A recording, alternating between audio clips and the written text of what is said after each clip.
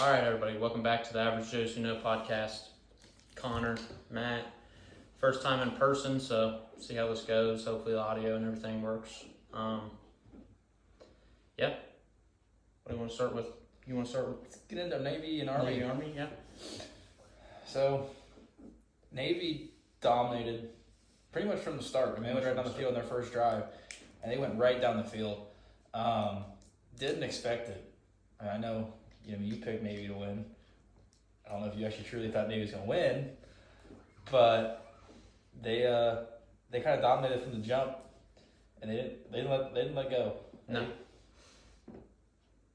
You have the same style of offense, so I mean, each defense has seen the same week in practice over and over and over and over. You know what they're going to run. It's just about stopping it. And Navy added a few wrinkles in there. They threw the ball, like 9 passes. Yeah. It was going to be like an Army-Navy record for one team. 3 passing touchdowns. Yeah. I think all of his completions pretty much were passing touchdowns. Yeah. Crazy. And Navy just had Army's number on defense. Yeah, they did. Army really didn't do much on offense. They had the one chance later in the game with the pass, and tight end was wide open in the end zone. He overthrew it, and that's what happens when you throw 25 passes all year. Yeah, you missed the wide open tight end. Yeah. It wasn't even close to him. No. It was. I was like, oh, it's a touchdown, and he threw the ball, and I was like, Yeah, tight end leaped. I think it might have hit his fingertips, but maybe. He needed to be about 10 feet tall to catch that ball. Yeah, it was behind him. Yeah. It was too high. It was just, again. And how about the fake punt? The fake punt was crazy. I texted you when it happened. I was like, freaking fake punt, let's go. To a defensive tackle? Yeah. And he was rumbling. They said that dude can run 20 miles an hour. That's insane. That's hauling ass. That's a big boy. Yeah, it worked to perfection. Ballsy call, too. I mean, they were already winning. It's like, you know what? Probably punt it away, put him back a little bit. Nope, fake it, first down. Yep. That pretty much, that was nail in the coffin in my opinion, because I gave them all the momentum, kept us stay with Navy, and that's what happens in rivalry games. It was a fun game. Not what I expected, but it was fun. Navy put up a lot of points. Definitely not what you expect out of Army-Navy. No. But it was cool to watch. It was a fun game. I mean, you look at it, Army 11-1, Navy 9-3. Yeah. Good matchup. Good matchup. But Army's beat all the teams. Navy's lost too. Besides, they both lost in Notre Dame, but Army looked more competitive than Navy did. And Army just came off the AAC championship. Yep. And I don't know, maybe because Army didn't have 2 weeks to prepare like Navy did. Maybe that was what it was. But I think Navy was just tired of hearing how good Army was all year, and they were like, all right, we're going to come out and show these guys what's up. Rough day for Army. I mean, that same day, their bowl game gets announced that Marshall, team they're supposed to play, has to withdraw because of the transfer portal, and now they have to play like Louisiana Tech, who's 5-7. They weren't very good. Yeah, so they'll dominate that. They'll dominate them. Then the running back is transferring now, so rough time for good old Army. Well, let's get into the transfer portal. What are your thoughts on the transfer portal happening right after the regular season ends? I mean, there's not necessarily a better time to do it, but at the same time, look at what happened to Penn State. Their backup quarterback, who actually does play something. He plays some meaningful snaps, yeah. Because he can run the ball. He's a decent passer. Obviously, what happened against Wisconsin, he led that second half. He's a good player, but he doesn't really have a choice because Aller's coming back, and he's already going to be a junior, senior, whatever. So he has to go to the portal, but he can't wait till after the playoff because, if Penn State makes a run into January, we think they will. Yeah. He won't be ready in time for the next. He won't be enrolled in the next semester or anything. He won't be enrolled in the next semester, and he has to be there for spring ball. So yeah, I think that's the problem with people are saying, well, we need a college football commissioner and all this and that. Well, when are you going to move it to? The reason the transfer portal happens when it does is because that's when everybody gets done with school. That's when people get done with the first semester. If you're on quarters, your second quarter. I don't know who still goes on quarters, but that's besides the point. That's when the school ends for the winter break. So that's the time that makes the most sense to do it. So I don't understand when you're going to do it because, like you said, by the time the national championship happens, school's already started back up for pretty much every college in the nation. Yeah, it's January 20th, I think. Yeah. So I don't know. It's not like you can change it. Thing is, then you should. I don't like the portal. I don't like college football free agency. That's not what college football's about. Well, I think the thing that happened was it kind of all started with Justin Fields. Yeah. And he came in and he made some excuses because it used to be you came in and you had to sit a year. Yeah, which is how it should be. Which is how it should be because it doesn't award you for jumping into the portal. Yeah. And that's another problem with NIL. Now these people are jumping in the portal so they can go get more money. That's like Nick Saban said some dude from Alabama is transferring, played some as a freshman at Alabama. He's from Alabama. Mm-hmm. Crimson Tide background, dude wants to play for Alabama. But some team comes and offers him money while he's already on another team. Mm-hmm. I mean, that's kind of like tampering in like the Yeah, NFL. But there's no rules against it in college. So it's like there does need to be rules with stuff like that. Like you can't offer a kid $3 million while he's playing for another school. It's the same as like if you start making contract negotiations in the NFL before early. I don't know. I have a problem with the whole this whole college football situation. I think, you're a great player, you deserve to be compensated some. Mm-hmm. But the Underwood kid from Michigan, he was going to LSU, and now he's going to Michigan for what, $10.5, $11 million? Like, I heard upwards of 13. I mean, that's ridiculous. He's never played a college football snap. No. I mean, it's just stupid. And there's no commitment anymore. There's no playing for your school. Like, there's no finding a school and playing. It's just, oh, you're offering me 7? Oh, you're going to offer me 8? Okay, I'm going to go play for that school. And then you play a year, and this school's offering me 10. I'm going to go there. So it's like... Well, I think it's a difficult position for a lot of these kids because they have so much pressure, like, from family and stuff to go out and get money, get paid. Well, yeah. A lot of these kids have that pressure, like, oh, I want to take care of my family, so they're just going to go wherever the most money is. And I get it, because nothing's guaranteed. Yeah. You're not guaranteed to go to the NFL and make millions, even if you are a 5-star, so I get it, but at the same time, it just takes away what college football should be, of sitting a couple years and learning and being in the program you want to be at and developing and then becoming the guy. And that's what, you make these powerhouse. I think at some point, I guess this should have been some parity in college football, which is good. Mm-hmm. But I still think at some point, if this keeps up, you're just going to have the same 4 or 5 teams be this same 4 or 5 teams every year that are in the semifinals. Because they have the most money. Yes, whoever's going to have the most money is going to have the best players. And I don't think that's how it should be, because it's not how... Well, it was whoever had the best coaches had the best players. Yeah. That's not necessarily going to be the thing. Like, Saban got kids to come there because he was Nick Saban, because he was a great coach, and because of his pedigree. But now, like, people are just going to go wherever the money's at. Yeah. Not necessarily going to be like, oh, I don't care who's coaching me. Like, but Belichick has a good thing going for him because apparently North Carolina's got a lot of money. They're willing to spend a lot of money. And he's a great coach. I think that's why he went there, because he knew, it's like, you have to give me money because I can't not. Mm-hmm. Yes, a realistic recruiting pitch is, I'm Bill Belichick, I'm an 8-time Super Bowl champ. Yeah. And come play for me and I'll get you in the NFL and we're going to win a lot. But who's going to say no to that? Exactly, but then you go, well, Belichick only offered me 3, but Kirby's offering me 5. Yeah. So then people are like, well, I'm going to go get the 5. I'm going to go to Kirby. Yeah, and obviously it's not a bad place to go. Yeah. But at the same time, still a good coach. North Carolina is actually where you want to be, but the money's here, and you're kind of forced to go here. I think that's another problem. Like, these kids don't necessarily want to go to these places, but they're offering them so much money that they're like, well, I'm going to go here because they're just offering me so much more money than the place that I really want to be. Look at Ewers. Ewers was a Longhorn his entire life, and then flips to Ohio State out of nowhere. Made no sense. It was all for the money. And then he goes for 1 year, and he transfers back to Texas, and he's a starter. Yep. And he'd be the starter now, but obviously he wanted the money for that 1 year, which is good for him. I just think that there's definitely some changes that need to be made, but you can't move the portal. No, you can't move it.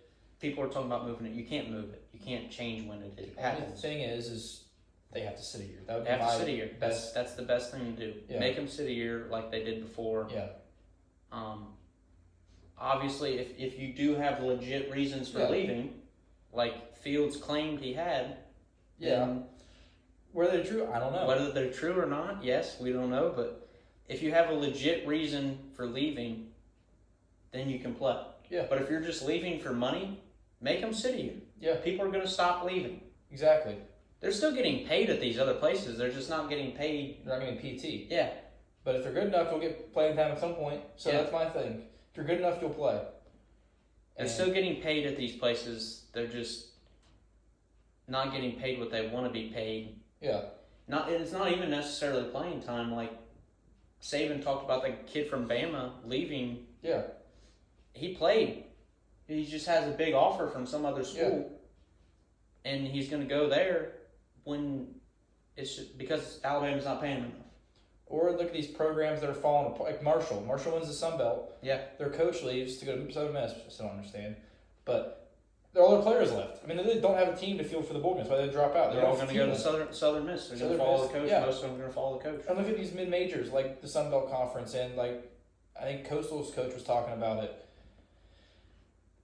These smaller schools lose their best players. That was Idaho. Idaho and Coastal were talking about it. These smaller schools lose their best players every year now. Their top 5 players go to Power 5s because, opportunity, the money, but like these coaches can't build programs because they lose all their best players. Yeah. It's like, that's what I talk about sometimes with Division III. These schools lose their best players because they get offered D1 and because of the transfer portal, so easy to just get into and leave now. Yeah. And a coach sees them and, hey, come here, we'll give you, discuss some scholarship money and a better opportunity, and they leave the school they were at. So, I don't know. Things definitely need to change. You can't move the portal, but there's definitely needs to be some restrictions. Yeah. There should be no contact between a player who's already on a team and a coach or boosters or anyone affiliated with the program at all. There should not be communication between someone on somebody else's program. That's tampering. And so things need to change. We can keep beating a dead horse, but things need to change. Yeah. Talk about playoff preview or Heisman? We'll talk about Heisman winner. I'd rather first let's talk about the fact that Travis Hunter won the Biletnikoff. Great receiver, but he was not the best receiver in college football this year. Tet McMillan, there was 2 for sure that were better than him. Tet McMillan and Nash were both better than him. There's no argument that they weren't. I mean, the stats are there. The stats are there. Tet McMillan is an animal. Some of the catches he makes are just absolutely unbelievable. Is it to say Travis Hunter wouldn't be if he didn't play corner? Maybe, but we don't know that. He played corner. Yeah. And that's why his case for the Heisman was he's top 5 at both positions. Yes. But he's not number 1 at either one. But he's number 1 player, and he's number 1 overall athlete, maybe. Yeah, he's the best. He is the best athlete in college football. There's no doubt about that. Yeah, exactly. But I don't know if number 1 athlete should win best player. Yeah, obviously, Ashton Jeanty won best player. There's a best player award, and he won it. Yeah, exactly. But then Travis Hunter wins the Heisman. My case is for Jeanty. Obviously, his stats are off the charts. He's had better stats than the last 4 Heisman running backs, and he's on pace. Was on pace to beat Barry Sanders' record at one point, but he led Boise State the number 3 overall seed. Yeah, number 10 in the nation overall. Colorado's not in the playoff. Colorado's not even in the playoff. If you're that freaking good, they didn't even win the Big 12. No, the Big 12's terrible. You lost to Kansas. Yep. Come on. They lost to Kansas and Kansas State. And Kansas State. They have 3 losses because they got destroyed by Nebraska early in the year. So you're telling me that guy should be a Heisman winner? I get it. It's a team effort, but still. Come on. Without Jeanty, Boise State's not in the playoff. No, they're nowhere. They might be. They might have been the 12. They might have, beat UNLV because they had a pretty easy schedule. They might have beat UNLV still in the championship game and been number 18 overall, but you just don't know. Seed. You just don't know. But the year they've had, I know it was week 2, but they had Oregon on the ropes. They almost beat Oregon. They did. Yeah, I think the more confusing one for me was definitely the Biletnikoff. That was weird. That one just didn't make any sense. He's a yes. great receiver. Yes. Do I think he's better than Tet McMillan, Nick Nash, or even Jeremiah Smith or Ryan Williams? No. Maybe if he played it full time, but he Yeah. doesn't. Exactly. So I don't think you can just give him the Blutnikov because he's talented. Yeah.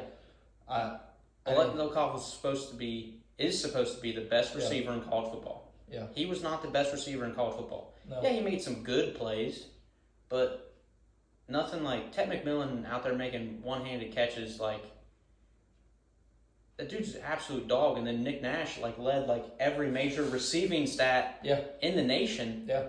It should have went to one of those two guys, and I think Genty should have won. I'm not necessarily mad that Hunter won because I'm glad that a quarterback didn't win it. And it's hard to say as a quarterback, but as a former quarterback, and someone who loves quarterbacks, but there was no quarterback that should have been anywhere remotely close to the No. Heisman this year. No. Gabriel Ward, great seasons, but Yeah, they didn't compare. nothing like Jaden Daniels last year or any season. Yeah. I mean, think about Yeah. Burrow and Yeah, Baker. And nothing close to Murray. that. I mean, yeah. Great seasons, but yeah. I mean, who would have, if you had to pick a quarterback to win that Heisman? Like Genty and Hunter didn't exist. Who was it? Ward or Gabriel? Probably Gabriel because his team's undefeated, and he has the stats to back it up. I mean, not Ward's his electric. stats aren't his Ward's stats electric. aren't insane, but Ward's team also has 2 And losses, and they that's- played against nobody all season. I mean, they didn't play defense, but Yeah. it's not necessarily his fault. But I don't know. That'd be tough. I don't know who I'd pick, honestly. Like, part of me would lean to Gabriel because his team's just 13 His team's now. 13. Yeah, But sometimes he is accurate. He's very accurate. he's very accurate. He's a good player. He's just fun to watch. Ward's fun to watch. That would have been tough, but It didn't matter it because didn't matter. It they was were- one of those two. they weren't close. All right, let's get into the game. So we got Indiana at Notre Dame on Friday, cross-state battle. Should be fun to watch. It should be interesting. 2 kind of different styles. Like, Indiana's going to want to sling the rock around, and Notre Dame's going to want to run the ball. Yeah, I mean, the matchup favors Notre Dame for being. Yeah. For being real. I mean, Notre Dame's just better on paper. They run the ball really well. Leonard's played really well at the end of the year. I mean, they've dominated every team they played. They played crappers, but Yeah, that's what I was going to say. They haven't really played anyone since Texas A&M. Yeah, That was week 1. I mean, yeah, they won. and they lost to NIU. I really don't know I don't know. how good Notre Dame really is. I don't know how good Indiana is either. I mean, they played one real team and they lost by 23 points. I know their special teams kind of lost in the game. I think that could help them, though. They have actually played a good team recently. It's true. They played a good team recently. The best team Notre Dame played since Texas A&M was what? Louisville. Technically or Army, I guess. Yeah. Or Maybe maybe Army. USC. Yeah. I mean, USC had them on the ropes until Pick their 6. quarterback decided he was going to throw it solely to Notre Dame's defense. But I think it'll be an interesting matchup. It'll be Curtis Rourke against The physical Notre Dame defense. Very physical Notre Dame defense. veteran defense too. Oh, yeah. Coached by Marcus Freeman. I don't know. I think Notre Dame's better. I do. I think Indiana's gonna fight. I think Indiana's gonna fight like hell and compete. I think it'll be a good game. I do. But I don't know. I just think Notre Dame out physicals them because I just think they're bigger and better. And I know it's cross state, but it's in South Bend. Yeah. At night, it's not an easy place to play at all. Indiana again hasn't. I mean, the shoe was loud that day. The shoe was loud. The shoe was crazy on Indiana. Yeah, But we were there. I think Notre Dame just out physicals them. I think they kind of come away in the second half, and I think they win by 10 to 13. That's my pick. I'd say Notre Dame by 10 to 13. I really don't know. I don't know what Cignetti's game plan is going to be.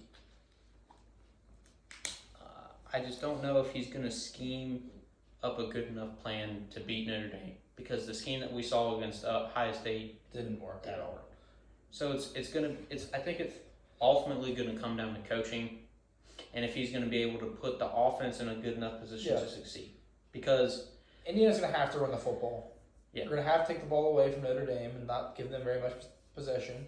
They're going to have to dominate time possession, and they have to run the football well. And I don't know if they can do that against Notre Dame's defense. And Notre Dame's secondary is Really good. really good, so it's going to be tough to throw the ball. It's Tough weather. the last time they played a good defense was Ohio State, and that didn't go very well for their offense. Other than the first drive. First drive, they First drive was great. If they can scheme up that first drive the whole game, they'll win by 2 touchdowns. But First drive I don't know. scripted. That's why. But we will see. I don't know. I could see the game going either way. I could see either team winning. It just depends on. I really think it comes down to coaching, and I think Freeman's been in this position long enough, and he's played enough big games now that they will win the game. I'd like to see Indiana win just because it would be cool, but I think Notre Dame wins, and I think they win by a touchdown. I don't know. I mean, I think Cignetti's going to have him ready just because it's kind of the guy he is. They've had plenty of time to prepare. Yeah, they've been So done since that last week in November. So it'll be fun to watch. I'm ready for it. it'll first round game, Friday night, prime time. I think it'll be fun. I think cross-state rivalry. Yep. I think it'll be really good first half, and I think it's a good, decent third quarter. The Notre Dame kind of dominates the fourth quarter and ends up pulling out one by 10-13. That's my prediction. Big shout out to the Bobbies playing on Friday too at noon on ESPN, playing against Jacksonville State. Former home Gonna get that dub. Gonna get the dub. Bobbies are gonna win the Cure Bowl, I think. I that's what they play. don't know what it Somewhere is. I believe Orlando. it's the Cure Bowl in Orlando. But roll Bobbies. All right. Okay. Well, it's enough of that. Yep. Next game, Penn State. Penn State. Yeah. At Penn State. Noon whiteout. Noon whiteout. That'll be interesting. Cold. You couldn't give them the night game though. That game's just not worthy of a night game. No, if Penn State was playing Tennessee, then Penn State gets a night game. Yeah. Penn State's playing Notre Dame. But no. SMU. They should beat SMU By handily. two scores, I think. I mean, Clemson dominated SMU. Yeah, I think Penn State wins. I think they'll win pretty easily. I think James Franklin's gonna get a big game win. Yeah, no, But then they get Boise State after that if they win. Yeah, So I haven't talked about. he'll get another big win. Talk about a cupcake path. Could I see SMU pulling off the upset? Mm-hmm. I could. I definitely could. I think they're athletic as hell, and James Franklin's James Franklin. I mean, he is literally coaching for his job this week. I think watching Penn State play against Oregon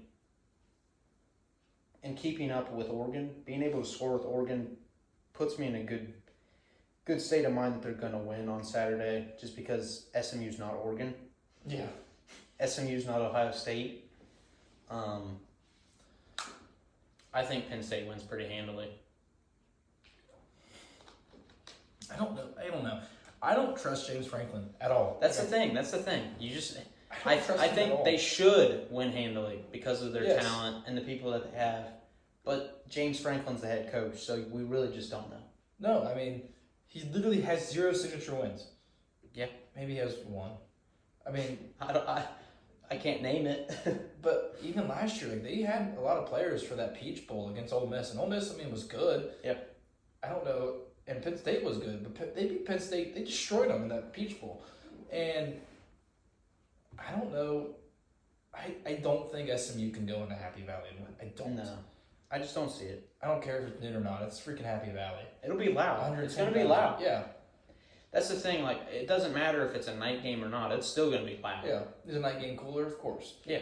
But it's going to be loud. Yeah, it'll be cold. They're coming from freaking Texas. It's going to be a little different football. Yeah. Up in Pennsylvania, State College. Yep. But yeah, I agree. I don't think SMU can go in and win. I think it's a decent game. But I think Penn State wins. Yeah. Clemson at Texas is the next game. That's. I don't think Clemson should even be in. No. So I hope they get beat. Yeah. I think Texas will win just because they're better. They're just better. Exactly. They're just better at all facets of the game. they lost South Carolina. We watched Clemson at the start of the year play against Georgia and get just dismantled. And they competed with South Carolina, still lost at home. Yeah, but it's at home. And Texas competed with Georgia twice now. The second time was obviously much better. And they had plenty of chances to win that game. They did. We talked about that last week, but it's all how well Ewers can play. It is. I don't think Ewers has to play, obviously, his A game to beat Clemson. No. I mean, Clemson was dominant against SMU, and then all of a sudden SMU came back. Yeah. I think if Texas jumps out to an early lead, I think they just keep the foot on the gas. And you can turn the TV off. Yeah, you can. There's take a nap, but before the Ohio State Tennessee. There's Steelers Ravens on at 4:30, yeah. So I don't ever watch it anyways. But that's besides the point. But yeah, Texas realistically should win. They should by 15. Sark will have those guys ready. Yeah, They've played in the playoff game before. Sark has been very good with his play calling this year. Yeah. I just don't see. I don't see a way that Clemson can beat Texas. Texas is just better, defensively, offensively. Yes. I think Texas is just a better football team. You know, they run a good defense. I think they get pressure on Klubnik and force errant throws from Klubnik and get a couple turnovers. And I think they can run the ball on Clemson. Yep. And they can just dominate, and the Ewers make the easier passes and not have to do too much. And I don't even know if you have to wrinkle Arch in there this week. I don't think you do. I don't think there's any point. Unless, it ends up being, 27-24, they're driving to go win a game or something. Yeah. But I don't know. We can't put them in that situation. Anyway, if it's a close game throughout, yeah, sprinkle them in. But I don't think it'll be. I think it'll be pretty dominant from the start. And I don't think Clemson's good enough to compete with Texas at all. I just don't think I just think Texas is a better all-around football team. Yeah. And they will win the game because the coaching is not really going to play a factor. No, they're both very good coaches. Yes, they're both good game coaches, and I think. But Sark's won with Alabama as an OC. He's now coaching he's been a head coach for a playoff game. Yep. I think he'll be just fine. I think the team will be just fine. A lot of guys came back from last year, so I think Texas will be just fine. I think DKR Memorial will be rocking a little bit for a first playoff game, and I think Texas gets out of there pretty unscathed. And I think I could see him winning by 2 touchdowns easily. Yeah, that's what I bet prediction 2-3. Yeah. All right. You want to talk about this one? Tennessee at Ohio State. I don't know. It might be better for my mental health to not talk about this game, but I have to watch it anyway. So Ohio State. My biggest worry is we've decided to shuffle the offensive line again. Yeah. And they're taking Saravold out, I believe. I don't know why, because Tegra Shabul, the right guard, is freaking terrible. He's awful. Pay attention to the right guard. He sucks. But I just don't understand why you're going to change the O-line again going into a playoff game. Against one of the best defensive lines. A top 10 run defense and one of the best D lines in college football. What they should have done to start out with was they should have let the backup center to Hinsman at the time play. The center has to do... Honestly, he has one of the easiest jobs in pass pro, at least. Yes. Because he has so much help. His job is really just to help other people. Yeah. Help the guards. And Hinsman was playing great at left guard. Really good. So it made sense to just replace with the center that was behind him. But no. Our coaching staff's just not smart. The offensive coaching staff. The defensive coaching staff has been great since the Oregon game. I'll say that. Since the Oregon game. So I think Jim Knowles will have the team ready for. Hopefully he dials up some pressure, because if you can get Nico under pressure, we can stop Tennessee's offense. Yes. You can stop Tennessee's offense. You force them into 3rd and longs. You stop Dylan Sampson. Obviously, SEC running back of the year. He's a dog. They block. But Ohio State stopped the run. But yes, Ohio Ohio State all year. Stopped the run all year. They didn't. How much did Michigan rush for? But most of it came off of that one big run where Yeah. Jack Sawyer got clotheslined. Yeah. If you watch the play, and other than he still only averaged 4 yards a carry, which is pretty I good. think he was under 4, wasn't he? He was 3.9. Yeah. But without that run, which was a 40-yard run, Yeah. I mean, they're at 1. I mean, we can sit here and say in hindsight, but Yeah. still, like you gotta. we've stopped the run well all year. Indiana couldn't run the ball really at all. No. Penn State didn't run the ball on us either with Katron and Singleton. But you stop Dylan Sampson, you force Nico to make plays, and yes, Nico can. You have to get pressure on him. You have to get pressure on him. That has been time tested. If you watch Nico get pressured, he starts to crack. There's cracks in his game when he gets pressured. Yeah. That's for a lot of quarterbacks. There's cracks in their game when they get pressured. You have to get pressure on him, and we've seen with us rushing 4, that can be a problem. If we just sit there and rush 4 all game like we did against Oregon, that's going to be a problem. So Jim Knowles is going to have to dial up some stunts and some blitzes, which he has. Yeah, but you can't put Denzel Burke on islands. No, you can't. He has to have safety help. Yeah. All night. Downs is going to have to play a great game. Or sometimes, if I've been watching, they've been putting Burke like in the slot sometimes and putting Matthews. I think it's Matthews. He was a freshman last year and he played some, but they're putting him outside now. Some. Not all the time, but some. They need to do it all the time because we've seen Burke, even after the Oregon game, like there's been some times where they've thrown it his way. Well, even against Michigan, like he had that PI that was huge call in the game where all he had to do was turn around for half a second. The ball was 5 feet behind the receiver, but instead he just walks right towards him with his hands up like he was asking him for a hug. So you can't leave him on an island. It really is going to come down to our offense and what the scheme is. And yeah, you can't do it against Michigan. Just think you're going to just run the ball down their throat because you're not. I promise you're not going to.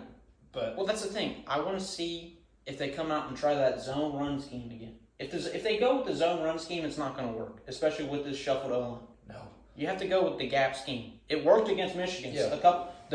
We were in like 2 gap scheme plays, power run plays the whole game, and one of the plays went for like 12, and then they ran again the next play and got 6 yards. Well, then we just quit running it all together. Power scheme's too good. We're going to go back to the zone, which didn't work at all for that offensive line. And this defensive line's very good. So, I mean, you're going to have to trust Will Howard's arm. If it's Will Howard's arms that's the problem, then we're in trouble. Yeah, I mean, you're more talented. You're a more talented team. You have more talented receivers. If they have a good secondary, your receivers are better. Yep. They are. You have 4 receivers that are just We've better. seen Will Howard. I mean, that Oregon game, Will Howard played his butt off. He was really good. I just don't understand what this hesitancy was to throw the ball. I don't know if they think Will Howard's arm is that weak. Was he concussed? I'm still confused. Yeah. I'm still a little unsure on if he was concussed or not after that hit. Like I said, Devin Brown couldn't have done any worse. And I think Devin Brown's terrible. But he couldn't have done any worse. I think it's weird he's still the backup, even though he's transferring. I respect him for it. Yeah. Sticking out. Hey, I'm going to stick it out. Yeah. But, yeah, I think you should say at this point, like, hey, Sayan's the backup. I don't know. It's going to come down to coaching on the offensive side of the ball. And I just don't know if I trust. After what we watched, I just don't know if I can trust. I don't trust. I don't know. I do know that I can't trust them. That's what I know. And so we're going to find out on Saturday. That's the thing. I just don't know with Ohio State right now. I mean, I legitimately, going to Michigan, I'm like, you know what? We're a good best team. We're top 2 in the country. Now it's like, I still think we can be top 1 or top 2. We had the talent to be there. We don't have the coaching. We've had flashes to be. Yeah. But can our coaches and can we just make enough? Can we make plays? Like it feels like everything crashed after that Michigan game, which I know it shouldn't. It's one game, but it was so bad. I mean, it was demoralizing for everyone. The guys on the team, the coaches. Flag on their field. I mean, that's by your rival. The guys on the team, the coaches. every fan was completely demoralized after that game. On your home turf. So yeah, you can sit there and say like, "Oh, that's in the past," but that's still in the back of your head. Like, 23 points. Still in the back of my head. I mean, that's. I just I have no trust in Ryan Day and Chip Kelly and Justin Fry, the offensive line coach. I have trust in Hartline. The receivers are going to be ready. I think the running backs will be ready, but they can't run if the offensive line doesn't block. Yeah. So, do I think at the skill positions? I feel great about the skill positions. It's a matter of if the coaches put those skill players in the position to succeed. Tennessee's going to try to do that. Heupel's going to try to do that. He's going to spread our defense out like they do every game. Coach. Yeah, Heupel's going to have his guys ready. Jim Knowles, I think, is going to have the defense ready. The defense has been really good since Oregon. And so it's going to come down to Ohio State's offense. I think Ohio State scores 24 plus. They win this game. I think Tennessee is going to at least put up 20. I'm not making a pick for this game. You're not making a pick? No. I don't know who to pick. I'll take Ohio State. I think Ohio State will win this game. I think Ohio State's better than Tennessee. And I think after what happened last game, I think Kelly and Day, I don't think they're idiots. I do think they're idiots. But I think... Okay, thank you. I don't think they're that stupid where they can't come up with a really good game plan in 3 freaking weeks for Tennessee, because pretty much since the end of the Michigan game, you knew who you were going to play. You knew. You knew how the seeds were going to stack up for the most part. Well, they said, these seeds are not going to change. The teams that play, they're not going to move. I mean, for the most part, you pretty much knew who you were going to play. That don't play aren't going to move yet. So, I think well, Tennessee's had 3 weeks to prepare, too. Yeah, there's no doubt about it. If I had to pick a team to win this game, who I think is going to win the game, Tennessee's. I mean, they lost. Who do I think is going to win the game? Based on what we've Georgia. seen, I think Tennessee's going to win the game. You do? Based off what we've seen. I don't know. I mean, it's one. Who do I want to win the game? Of course I want the Buckeyes to win. I'm an Ohio State fan. I've lived in Ohio my whole life. I love the Buckeyes. I hate Ryan Day. And I don't think he can win a big game. Yeah, he beat Penn State and Indiana this year. Indiana was not a top 5 team. They never should have been. Penn State, I still don't know if they were a top 5 team. I still don't know if they are a top 5 team, I should say. I don't. So yeah, you can count those towards his top 5 wins, but at the end of the day, it comes down to who do I think is going to win? What coach do I think is going to put his players in the best position to succeed? I think it's Tennessee. And I think the teams are closely enough, evenly matched, that I think Tennessee's going to win. In my heart, I want Ohio State to win. I want them to win because I want Ohio State to win. I don't think you're wrong. I don't. I think it's going to be a really, really, really good game. I just think Ohio State's just good enough. I think Ohio State's just good enough. Well, it's coming down to a matter of fact if I know if Ohio State is that much more talented than Tennessee. I don't think they are. You don't think so? Ohio State's really talented, but I don't think that they just lost to Michigan. I'm aware. Ohio State is extremely talented. You can have all the talent in the world, but if you don't have a person in charge that has a vision, part of me thinks and a leadership aspect to lead a team, then you can't win. I do think this game is going to come down to the trenches. And that's a problem. It's a problem because temperature's going to be 22, feels like 9 or something like that. That could be a factor. Obviously Tennessee's not used to it, but we saw what happened when Ohio State played in the cold weather game against Michigan. They're terrible. It'll be. I also don't know. I don't know how true these ticket things are, but how many Tennessee fans are actually going to be there? Because rumors are there's going to be a lot of people coming from Knoxville. Here's my thing. Think about how close this game is to Christmas. Yeah. I think they thought that these tickets were going to sell out like crazy. Yeah. And they've noticed that the ticket prices just keep going down and down and down. Yeah. Tickets to get into SMU, Penn State are like $60 now. Yeah. Cheapest tickets. There's a lot of openings. So these tickets just keep dropping and dropping in price. And students aren't on campus anymore. Yeah. It's not like students went home 2 weeks ago. It'll be interesting. I mean, Do I think Tennessee's going to take over the shoe? Absolutely. no. There's too many Ohio State fans. Yeah. There are millions and millions of Ohio State has one of, if not the biggest fan base in the nation. Yeah. Ohio State fans are buying some of these tickets. Do not buy into this hype that Tennessee is going to buy Checker the shoe. 40,000 tickets or be 60-40 Ohio State to Tennessee fans. That's just not going to happen. I think it would be a decent amount of Tennessee fans There there. will be a decent amount. I mean, it's not that far of a drive. No, but It's the same situation as like Indiana was like, oh, we're going to come take over the There shoe. was really no. What happened then? There. Well, Nothing. The fans I saw was one guy I got in an argument with because he's also a Browns fan. Well, then there was some idiot in the student section too. But The guy next to us, yeah. But it's just not going to happen. It'd be like if people were selling tickets at Tennessee and then a couple Ohio State fans bought tickets and they were like, oh, we're gonna Scarlet Neyland Stadium. We wouldn't say that because we're not idiots. no, but yeah, I really do. I hope the shoe is just absolutely rocking. And Do I want Ohio State to win? Yes. So I do not have to. I made that bet, and I will honor that bet. If Ohio State loses this game and Ryan Day is the head coach, I will not watch. Do I think if we lose this game, Ohio State's going to keep Ryan Day?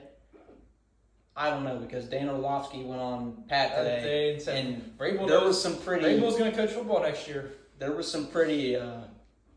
What Dan Orlovsky had to say was pretty interesting. Yeah. And I think Ross York, he's going to go out there and say.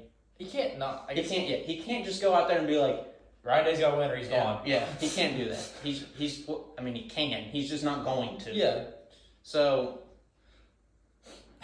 I'll honor that though. If Ohio State loses to Tennessee and Ryan Day's the head coach next year, I'm going to be so pissed, beyond pissed, that I will not watch Ohio State next year. I'll look at the score after the game. Here we go. Handshake on camera now. I'll look at the score after the game and we'll talk about it. I'll start watching Michigan State or something next year. Nebraska or something. I don't know. But yeah. It'll be. My prediction is I don't really have one. I don't know who the hell is going to win the game. I think you gave your prediction. I think you deep down think Tennessee's going to win this football game because you just pretty much said that for like. All right, we're moving to the NFL. I've had enough of this. You definitely. Oh wow. I've had enough of this. We're moving to the NFL. I don't even know what I said we were going to talk about first. Oh, the worst Thursday night football game. No, Broncos Colts 9-6 was worse. This was pretty bad. This was, I mean, yeah. This was bad. It's his fault. He hyped up Thursday Night Football for like 10 minutes last week right before the game. We gotta go watch. It's gonna be a good game. We gotta go watch. And we get back. Well, you want to know what it was? It's because we didn't film the podcast until Thursday. That's why. That's not. That's why it happened. It poured down rain in San Francisco the entire game. Nobody could do anything. That game sucked. It was 3 and out. It was three and out. 3 and out. 3 and out. I don't care what you say if you're a defensive fan or not. That was boring. That was a boring football game.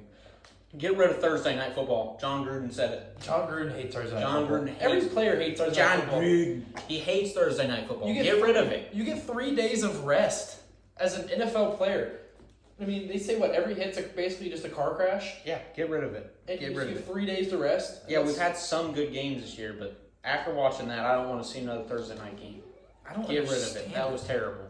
I mean, I feel bad for the players. Like, there's no way you can play 100%. That's why all these players have to miss Thursday night games because they're not healthy enough. Yeah, get rid of it. They have a minor, thing, but I'm not playing. I'm not gonna risk. But yeah, game was a total snooze fest. That was terrible. Get rid of it. It was bad. It was a bad football game. I think I turned it off at halftime and I turned on a movie because I was bored. And it was terrible. It was. There's nothing else to say other than the game sucked. Yeah, Niners. There's no analysis to do of the game. It just sucked. Niners are not a good team. They're hurt. They're banged up. Oh, we can't talk about one thing though from that game. Devondre Campbell just not deciding. Screw it. You know what? The All-Pro linebacker that just came back from Achilles injury. That I'm only here because was hurt. Yeah. Oh, now he's back. He's going to play. Oh, I'm not playing. Okay, now you go in the game. Oh, no, screw you. I'm going to go to the locker room. I'm just confused on why he waited. We can also talk about Deebo Samuel.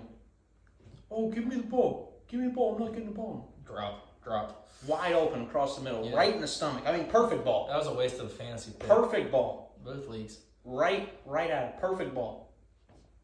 Just drops it. I mean, he's turned into Kadarius Toney at this point. He's terrible. He's not even fast anymore either. No, he got fat. And he doesn't do like You look at him on the field and he looks like a freaking bowling ball. But like I mean, he's always big. That's why he can play running back. Yeah, but he's noticeably bigger. Yes, now he's just big, and it's like he's just not Debo. I don't know if he's been hurt this year, but he's not Debo Samuel. The Niners aren't the Niners. I mean, they're banged up. Obviously, they have no running backs anymore. I think Bosa's been hurt a lot. Bosa's been banged. Greenlaw's been hurt. Warner's dealt with injuries. What's his name? The safety. They're not a bad team. They faced a ton of injuries. Yeah, I think if they were healthy, they probably we'd be talking about them as one of the best teams in the Yeah, but they're not. But they're not.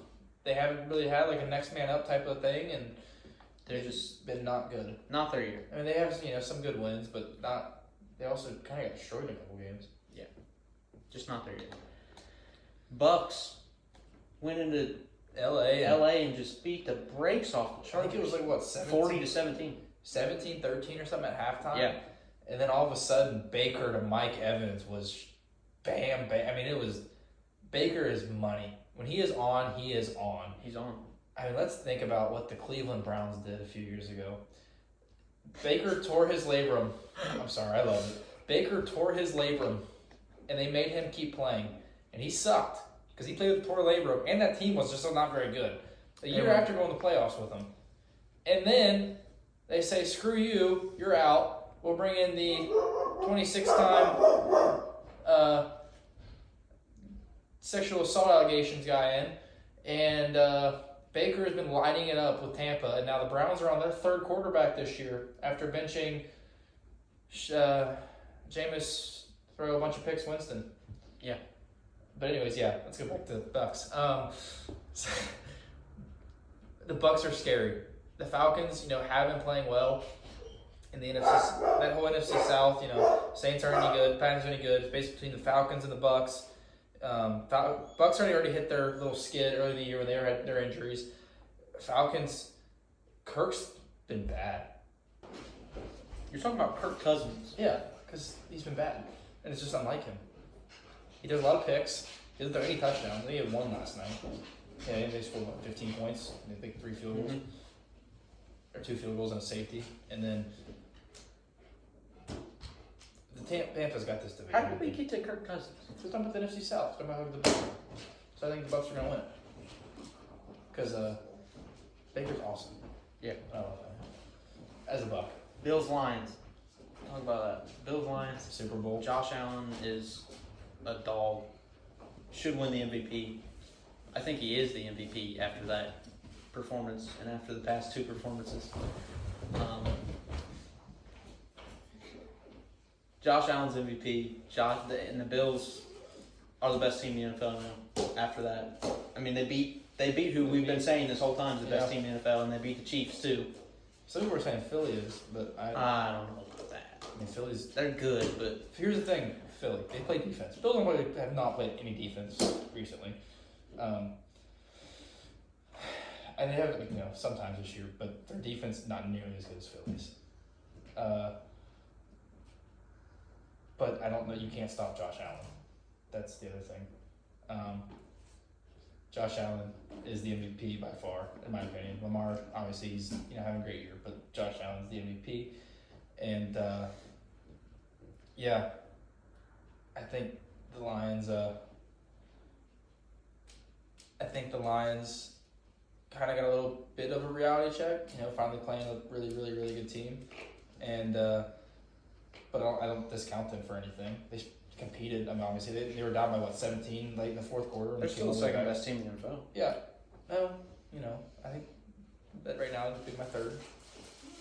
Again, I have the Eagles at 1. Their defense is so good. Tyler Blankenship is not great. I don't care. Their offense, I mean, you have to stop Jalen Hurts, A.J. Brown, Devontae Smith, Dallas Goedert in the passing game. Even though I don't think Jalen Hurts is a great passer, I don't. But then you sell out the run to He's stop. great for my fantasy team. Of course he is. He also has upper 2 extra touchdowns a game because they get to the 1 and push him. Yeah, he's great. And take Saquon's touchdowns. He's a great player. He's a great player, but he's not a great passer. He's a great passer. No, he's not. You're just He's agreeing a with what I'm great saying. passer. It's like saying Lamar's a great passer. Well, Lamar is not a great passer. And I don't know. I think, in my opinion, Philly is better than. No. Wrong. I don't care that you think I'm wrong. You can have your opinion. All right. What's the next game I said? Oh, you can go ahead and talk about Steelers and Eagles. All right, so Your analysis. I'm sure you have a full game analysis. I do. The Steelers' offense is so lost without George Pickens. It is so bad. We have no other receivers. Danger Russ. Russ didn't play great again, but Russ, if you look at the Steelers' receiver separation, there's none. Van Jefferson doesn't get open. Mike Williams doesn't play. That was a waste of a 5th round pick to trade for him. Calvin Austin's 5'4", and we have Pat Fairmouth. That's about it. He's good too. He's on my fantasy. Yeah, he's had a really good year with Artie Smith because Artie Smith loves tight ends. Yeah. But you couldn't run the ball very effectively, but you can't run toss sweeps effectively, but you keep running them. That's my thing with Artie Smith. He loves the toss sweep on first down for some reason, and they never freaking work. No. And Not a good he's play. so mad. And then we ran it. We were down a touchdown, 3rd quarter. We ran it to Najee, and he freaking drops it. Big Naj. And they get the fumble, they get on the field and score. We had 2 possessions in the second half. 2 possessions. A fumble and a punt. Mm-hmm. We get Philly the ball back, down 2 scores. With 10.5 minutes to go, we need to get the ball back. It's not championship football. And the Steelers, I'm not worried about them at all. They clinched the playoff spot, which was great, because the Colts and Dolphins lost. But they kind of got owned by Philly. And We got another Steelers fan in the house. Reese, come over. What do you think? Let's go. Get over here. Hurry up. Get right here between me and Matt so you're on camera. What do you think about the Steelers' loss against the Eagles there? Terrible. That's it? Yep. All right. Suck. Thanks for the they input. suck. They won the last 4 games all year.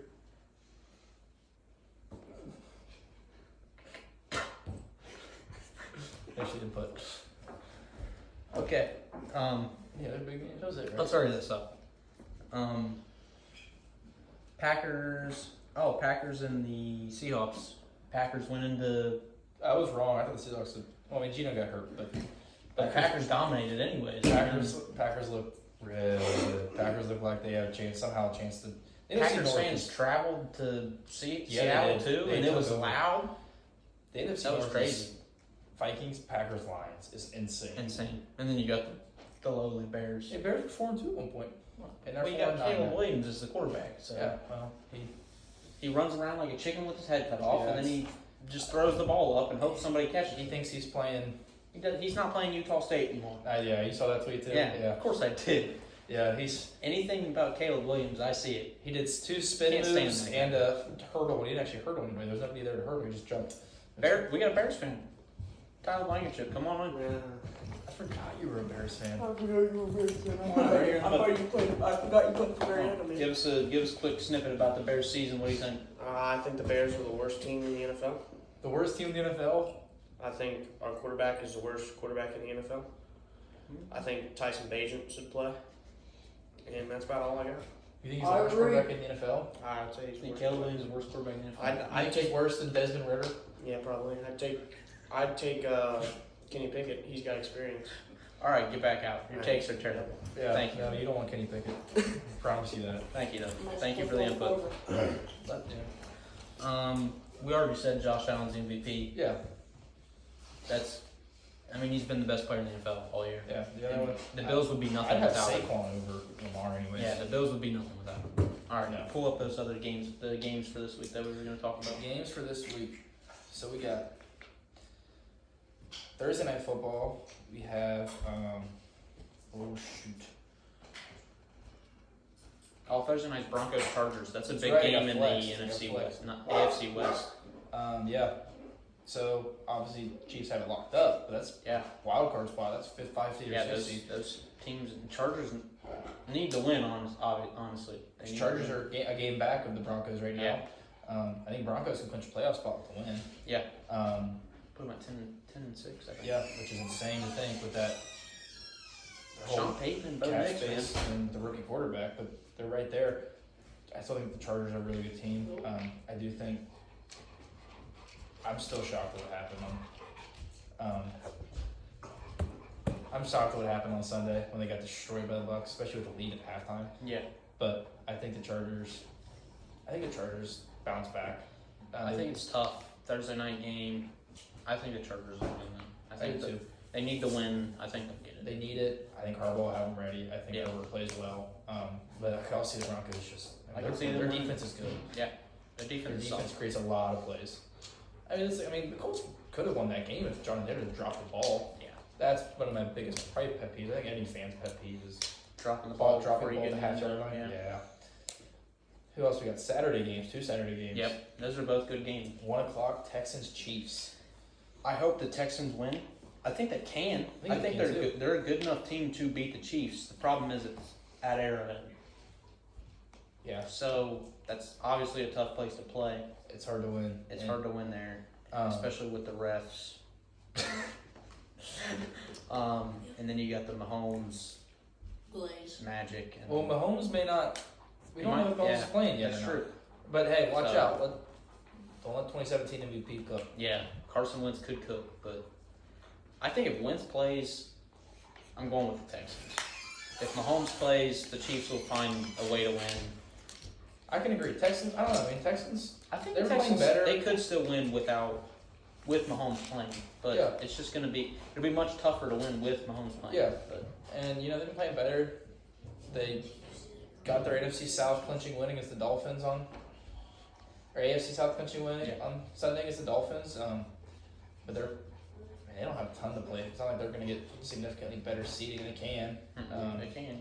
They're only at 9-5. Yeah. So it's kind of hard to get to the 2 or 3 seeds. So they're kind of locked into that 4 seed. It would just at this point it would just be helping Buffalo. Yeah. So I think and the Chiefs are still playing for that 1 seed. So I think the Chiefs get it done. No matter. I don't think the Chiefs have done. I think Carson plays well. I think the Texans get it done. Screw the Chiefs. And then we got Steelers Ravens, AFC North. You can rivalry. talk For the about this. division. This game is pretty much for the division. Yeah. Because I think the Ravens and they have the Texans and Browns in the year, and the Steelers will have Chiefs Bengals. So Steelers, if they lose Sunday or Saturday, would have to win out to win the division. And I think the Ravens pretty much will win out. I think they'll beat the Texans, and I think they'll beat the Browns, obviously. Yeah. So, and Baltimore though. You still don't know. TJ could not play still. Yeah. He's questionable with his rolled ankle, Mm-hmm. low ankle sprain. Teach. Sean Elliott, their safety, who's had a really, really, really good year. He's questionable. I think Dante Jackson, our corner, is questionable. He got hurt against Philly. Ogunjobi, one of our good best run stoppers, he's hurt. Yep. He's questionable. And then Pickens, we still don't know if he's going to play with his Yeah. hamstring. Because the thing is, with Pickens, hamstring's hard to come back from. Mm-hmm. And it's not something you can rush because if you rush it, it gets worse. Yeah. Yep. And for me, it's hard. It's like, you want the division at the same time. You already have a playoff spot clinched. Do you want to rush him back when you bring him back to the playoffs? You don't want to get hurt before then. So I don't know. It's hard to beat Baltimore twice in Yeah. Baltimore. In Steelers, tend to have Lamar's number a little bit. They force 2 turnovers usually against them. TJ Watt doesn't play, they're not playing them. They're not. If Pickens doesn't play, if TJ Watt and Pickens don't play, They're not. No, they'll Yeah. get beat by 20. But I don't know. I think with the Steelers injuries, I've got to pick the Ravens. I assume you're going to pick the Steelers because I'll of the do. Steelers. Yeah, team. I'll do the bias thing again. I'll pick the Steelers, but I think with the it's my team. Steelers injuries, I have to pick the Ravens. But deep down, yes, I think the Ravens will win on Saturday. I think honestly, don't. These games usually come down to 3 points, but I can see them winning by 10. Mm-hmm. Just depends honestly how the offense does. They have to win the football, and they did it okay against them last time. They also had Chris Boswell kick 6 field goals, and Justin Tucker missed 2, so read that again. What else we got? I don't think there's a ton of. We got Eagles Commanders too. That should be a good game. That's a NFC East game. Eagles pretty much have their spot clinched. Yeah, But- Commanders are playing for. Commanders still playing for that wild card spot. Yeah. They're 9 wins already, so they have a good chance. They're in a good spot. Good spot, but this time they got. Jaden Daniels didn't look good last time against Philly. It's kind of honestly started like the downfall a little bit of Mhm. Daniels' little skid. But I think this time, I don't know. I think Philly's just that good. I think Philly kind of goes in there. I think they win by 7.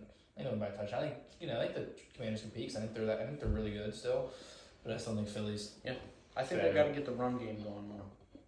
Yeah. The Commanders do. Brian Robinson Jr. is a great running back, and I think they're relying. He's not relying too much on. They're relying too much on Daniels. Brian Robinson Jr. is a great running back. Yeah. And he has been ever since. He's been in the NFL for 2 years now, I think, or 3. Yeah. Got shot. Yeah. But he's been really good when he plays. And Yeah. When they get him the balls, when they put him in positions to succeed, he's played really well. And obviously, you got to keep throwing it to Terry McLaurin. He's been a beast all year. Yeah. So I think the Eagles will win the game. I do too. About Vikings Seahawks. Seahawks need that win. Where's it at? It is in Seattle. I think the Vikings are good, but they're just so weird. I don't know. They've been playing really well. They've been playing really well, but they've had a couple games earlier this season that I was just like, they dominated. they barely won. Darnold to Jefferson and Chicago Addison. sucks. Yeah, but still, they compete with the Lions. They compete with teams. They just lose. I think the Vikings will win. Packers. I think the Vikings will win. I do. Just because watching Seattle against the Well, I Green don't Bay. think Gino's going to play either. So I think. Yeah. I mean, Sam Howell. Vikings. Sam Howell's terrible. Yeah, Sam House sucks. But I think the Vikings. Vikings win. If Gino plays, I think it's close. If Gino doesn't play, I think it's close. Yeah. And then. Is that it for the games that we were going to talk about? Or look at the primetime games suck. Saturday's primetime. Primetime games. Sunday night game, Bucks Cowboys, Bucks will win that game. and then Monday night Saints Packers. Yeah. And That's terrible. that's an awful slate of primetime games. But it'll be a little little finish for this NFL season. Saturday day college football and NFL football. Saturday's going to be fun. A lot of football. It could be. Saturday leading up to 8 p.m. is going to be fun. 8 p.m. is when. I could have a really, really good day. Well, maybe Or I could have a really bad day. Or it Steelers could be fans, between. it could be. And Ohio State fans. For Steelers and Ohio State fans, could be a really bad day. Or it could be really For good. people who are just Ohio State fans, it's going to be really fun to watch the games leading up to 8 p.m. And then 8 p.m. it could get a little crazy. Steelers clinch division. Ohio State wins a playoff game. I'll be jumping for joy on Sunday. Yeah. If Ohio State loses on Saturday, expect the next podcast to be very, very enlightening. I don't know. Can't be any more than the last the move after Michigan. It could be more. I don't know. But thanks for watching. Thanks to our 2 guests that happened to show up. Guys are great. And thanks for watching. We'll see you next time.